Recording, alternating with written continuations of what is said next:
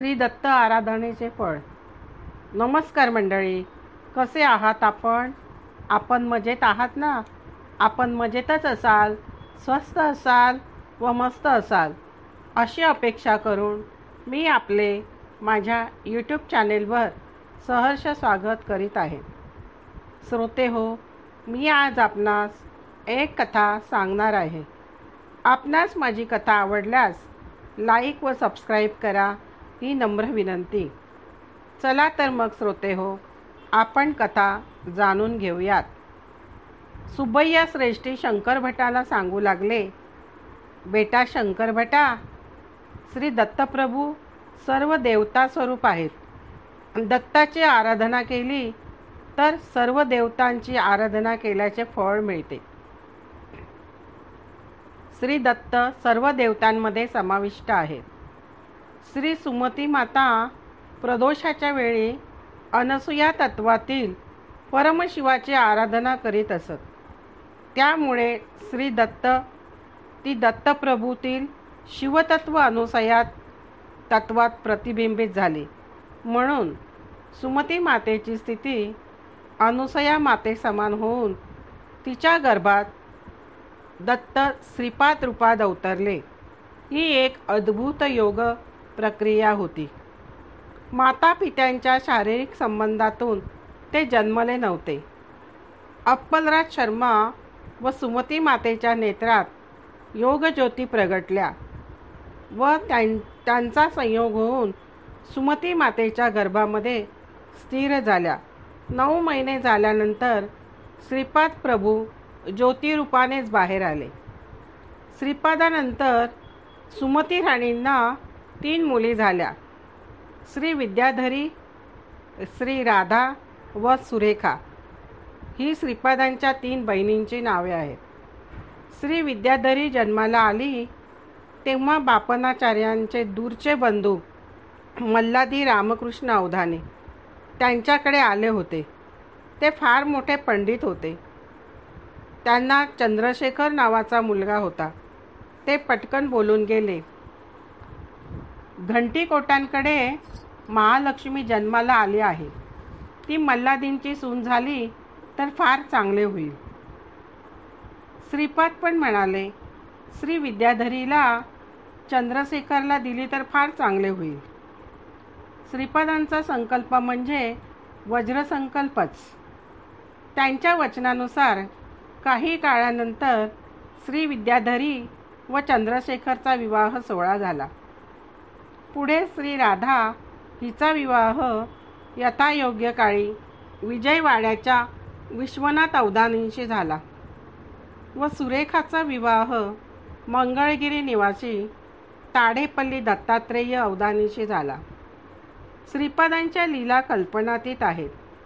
त्यांच्या लीला स्मरणाने सर्व पापे नष्ट होतात. गोदावरी मंडलात ताटकपूर तुनुकू नावाचे गाव आहे. त्या गावात अनेक वाजपेय, पौंडरिक वगैरे महायज्ञ करणारे पवित्र कुटुंब राहत होते. ते वाजपेय याज्ञिक पिटिकापुरातील मल्हारींचे व तुनुकमधील वाजपेयांचे जवळचे नाते होते. वाजपेय हे इदम ब्रह्म इदम क्षात्र या सिद्धांतावर विश्वास ठेवून वागणारे होते. कर्नाटकामध्ये ऋग्वेद शिकवणारे कोणी आचार्य नव्हते. म्हणून तुनुकूतील वाजपेयांनी मायनाचार्यांना आमंत्रित केले. ते होयशाल ब्राह्मण म्हणून ओळखले जात. त्यांना ब्राह्मण वृत्ती व क्षात्र वृत्ती दोन्ही सारखीच स्वीकारली होती. सनातन धर्म संरक्षणासाठी त्यांनी उदंड कष्ट सहन केले होते. मायनाचार्यांना 2 मुले होती, माधवाचार्य व सायनाचार्य. दोघेही विद्वान पंडित होते. सायनाचार्यांना वेदांवर सायनाचार्यांनी भाष्य केले. माधवाचार्यांनी महालक्ष्मी प्राप्तीसाठी कठोर तपश्चर्या केली. महालक्ष्मी प्रसन्न झाली. तेव्हा त्यांनी महालक्ष्मीच्या विशेष कटाक्षाची मागणी केली. तेव्हा महालक्ष्मी म्हणाली, बेटा, तुला ते या जन्मात मिळणार नाही. तेव्हा ते लगेच म्हणाले, माते, मी संन्यास घेतो म्हणजे माझा दुसरा जन्म ठरेल ना. महालक्ष्मीने अनुग्रह केला. त्यांनी लोखंडाला हात लावला तरी ते सोने व्हायचे. तेच विद्यारण्य स्वामी होत. त्यांना श्रीपादानेही अनुग्रहित केले.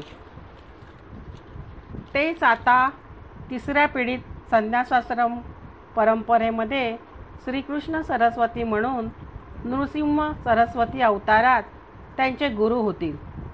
पण त्यांची भोगलालसा संपली नव्हती म्हणून नंतरच्या शतकात ते सायणाचार्यांच्या वंशात गोविंद दीक्षित म्हणून जन्माला येतील. नंतर तंजावरच्या राजाचे महामंत्री म्हणून प्रख्यात होतील. श्रीपादांनी ही भविष्यवाणी केली होती. ध्रुवच प्रभू येशू. सर्व देवतांमध्ये श्री दत्तप्रभूंचे चैतन्य प्रतिबिंबित असते. त्यामुळे कुठल्याही देवतांची आराधना केली असता भक्तांच्या मनोभिलाषा पूर्ण होतात. श्री दत्तप्रभूंचाच आश्रय घेतला तर ते भक्तांची डोळ्यातील पापणीप्रमाणे रक्षण करतात. ध्रुवाने कठोर तप केले. त्याला श्री विष्णूंनी अपार पितृवात्सल्य दिले. श्री दत्तप्रभू सगुण तत्वाला व निर्गुण तत्वाला आधार असलेले परमतत्व आहेत. तेच परमतत्व, तेच आदितत्व आणि तेच आदि अंतरहित तत्व. ध्रुवच कलियुगात ख्रिस्तप्रभू रूपाने अवतरले असताना अपार पितृवात्सल्य, अनंत करुणा मिळवावी असा बोध त्यांनी आपल्या अनुयायांना केला. परातत्वाचा क्षमा गुण अपार प्रेमतत्व प्रचारासाठी प्रभू येशूचे आगमन झाले. दत्ततत्व हे केवळ अनुभवानेच जाणले जाणारे आहे. कुठलीही गोष्ट घडणे व न घडणे किंवा दुसऱ्या प्रकारे घडणे हे सर्व सामर्थ्य श्रीपादांचेच. हेच अवताराचे रहस्य आहे. श्रीपाद तत्व. मीच दत्तात्रेय असे सांगणारे श्रीपाद आपल्या घरी कालाग्निशमन दत्ताची आराधना करीत. त्यावर विचार करीत. एकदा बापन्नार्यांनी त्यांना विचारले, बेटा श्रीपादा, तू दत्त की दत्त उपासक? तेव्हा श्रीपाद म्हणाले, मी दत्त असे जेव्हा मी म्हणतो तेव्हा मी दत्तात्रेय असतो. मी दत्त उपासक म्हणतो की मी दत्त उपासक होतो. व मी श्रीपाद श्री वल्लभ असे म्हणालो की मी तेव्हा श्रीपाद वल्लभ असतो. मी जेव्हा ज्याचा संकल्प करतो तेव्हा मी तो होतो. हेच माझे तत्व आहे. आजोबांना हे सर्व विचित्र वाटले. तेव्हा श्रीपाद म्हणाले, आजोबा, तुम्ही व मी एकच. पुढच्या जन्मात मी हुबेहूब तुमचे रूप घेऊन अवतरणार आहे. तुम्हाला संन्यास घेण्याची फार प्रबळ इच्छा आहे, पण माझ्या संकल्पाप्रमाणे या जन्मात तर नाहीच, पण पुढच्या जन्मातही तुम्ही संन्यास घेणार नाही. तुमच्या रूपात अवतरून तुमचे कर्मबंध व वासना नष्ट करण्याचे मी ठरवले आहे. असे प्रेमळपणे बोलून श्रीपादांनी आजोबाच्या भूमध्याला स्पर्श केला. ते कुटस्थ चैतन्याचे आव्हान असते. बापन्नाचार्यांचे क्षणात ध्यान लागले. ध्यानात त्यांना ज्या गोष्टी दिसल्या त्या ऐकण्यासारख्या आहेत.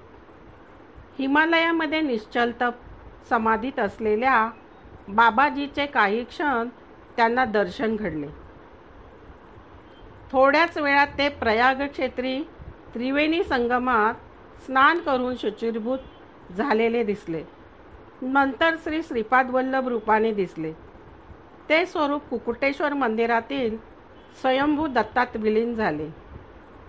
त्यातून अवधूत स्वरूपाचे दर्शन झाले. आपली मुलगी सुमती राणी त्या अवधूताला भिक्षा देत असलेली दिसली. ते अवधूत स्वरूपच श्रीपादांच्या रूपात तिच्या मांडीवर बाळ होऊन खेळताना दिसले. मांडीवरचे बाळ बघता बघता 16 वर्षाच्या युवकात बदलले आणि तो युवक त्यांच्याकडे बघत असताना हुबेहूब त्यांच्यासारखा दिसू लागला. पण ती मूर्ती संन्याशी वेशात होती. कुठल्या तरी पवित्र नद्यांच्या संगमावर स्नान करून शिष्यवृंदांसह चालली होती.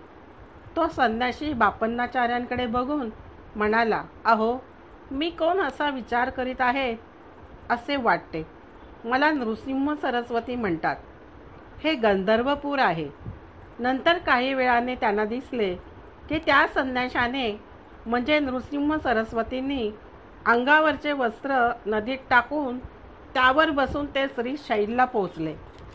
तेथे कर्दळीवनात बरेच योगी आणि महापुरुष असून त्यांनी नृसिंह सरस्वतींना साष्टांग वंदन केले व ते सर्व म्हणाले की हे महाप्रभो, तुमच्या आगमनाची वाट बघत आम्ही शेकडो वर्ष तप करीत आहोत. आम्हाला धन्य करा. नृसिंह सरस्वतींनी तेथे अनेक वर्ष तप केल्यानंतर त्यांच्या जागी कौपिनधारी वृद्ध रूप दिसले. ते एकटक बापन्नाऱ्यांकडे बघत असतानाच सर्व लोक म्हणू लागले, हे स्वामी समर्थ आहेत. स्वामी समर्थांनी शरीरत्याग करून प्राणशक्ती वटवृक्षात व दिव्यात्मा श्री शैल मल्लिकार्जुन शिवलिंगात विलीन केलेली दिसली. परमपवित्र व शक्तिमंत ते शिवलिंग घनगंभीर स्वरात म्हणाले, बापन्नार्या, तू धन्य आहेस. वाक मनसाही इंद्रियांना अगोचर असलेल्या अनंत अज्ञानंत अशा मला तू तुझ्या क्रियायोग शक्तीने सूर्यमंडलातून शक्तिपात करून या ज्योतिर्लिंगात आकर्षित केलेस.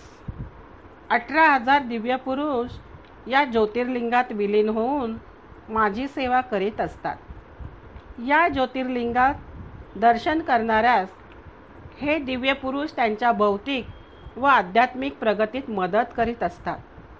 त्रिमूर्ती स्वरूप मी श्रीपाद वल्लभ श्री नृसिंह सरस्वती व स्वामी समर्थ रूपात तुझ्यावर कृपेचा वर्षाव करीत आहे. हे शब्द बापन्नाचार्यांना स्पष्ट ऐकू आले. बेटा शंकर भटा, श्री गुरूंची लीला कल्पनातीत आहे, हेच खरे. थोड्या वेळाने बापन्नार्य ध्यानातून बाहेर आले. त्यावेळी भोळ्या बाबड्या चेहऱ्याचा श्रीपाद हसत उभा असलेला दिसला. आलेली अनुभूती बापन्नार्यांना खूपच आनंददायी व मधुर वाटली. असे आहेत श्रीपाद प्रभूंचे कार्य व लीला, अगाध आहेत. श्रोतेहो, माझी कथा मी इथेच संपवते. श्रोतेहो, माझी कथा आपणास आवडल्यास लाईक व सबस्क्राईब करून कमेंटमध्ये जरूर सांगा. श्रोतेहो, आपण माझ्या कथा ऐकल्याबद्दल आपले खूप खूप मनापासून धन्यवाद. श्री श्रीपाद प्रभूंचा जय जयकार असो.